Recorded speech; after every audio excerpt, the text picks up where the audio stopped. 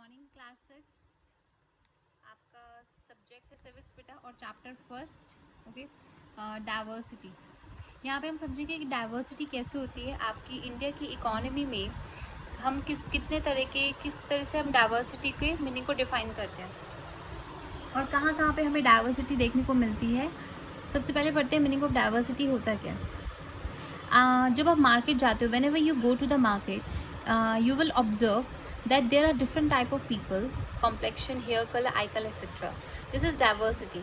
यानी कि जब आप मार्केट जाते हो तो आप वहाँ पे ऑब्जर्व करते हो कि अलग अलग तरह के लोग होते हैं। किसी का कॉम्प्लेक्शन फेयर होता है, किसी का कॉम्प्लेक्शन थोड़ा विटिश होता है ना।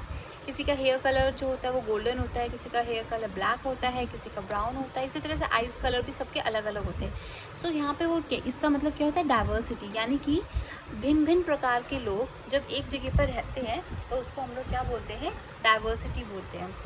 इसी तरीके से उन्होंने बताया है, no two persons on this earth are alike, people different not only in look but also in culture, region, religious and economical background. यानी कि कोई भी दो इंसान कभी एक जैसे नहीं होते। आप घर में देख लो, आपके ब्रदर सिस्टर क्या एक जैसे होते हैं? सब अलग अलग होते हैं। कोई भी पर्सन लुक में एक जैसा नहीं होता।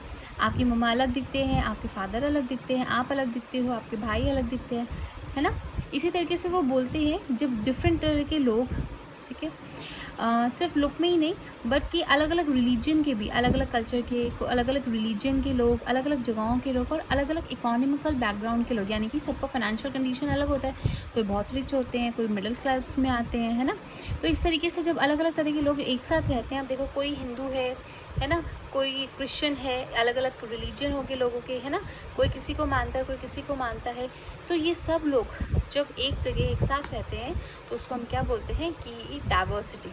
डाइवर्सिटी को डिफाइन करने का बेसिकली ये है कि आप इसे ऐसे समझो कि भिन्न भिन्न प्रकार के लोग सिर्फ लुक्स में ही नहीं, अलग अलग जगहों से बिलोंग करते हैं। जब ये सारे लोग आकर एक साथ रहते हैं, उसके लिए हम इसको डाइवर्सिटी डिफाइन कर सकते हैं।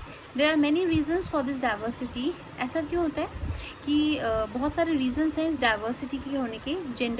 जेंडर में अलग अलग होते हैं, कोई लड़का होता है, कोई लड़की होती है ना। सबकी हैबिट्स अलग होती है, सबके एटीट्यूड्स अलग होते हैं, सबकी पर्सनालिटीज़ अलग होती है। कोई बच्चा बहुत तेज़ पर्सनालिटी का होता है, मतलब बहुत स्पार्की होता है, जो एकदम से दिखता है कि हाँ ये बच्चा बहुत इंटेलिजेंट है। कुछ बच्चे ऐसे होते हैं जिनको पढ़ाई में बहुत ज़्यादा इंटरेस्ट नहीं होता, तो वो नॉर्मल पढ़ाई करते हैं, है ना। और सबकी अपनी अपनी कैरेक्टरिस्टिक्स हैं और ये सारी कैरेक्टर्स हर इंसान में अलग अलग होती है। इंस्पाइट दिस, इसके अलावा we live in harmonious region. इसके बाद भी हम सब एक हारमोनियस वे से, यानी कि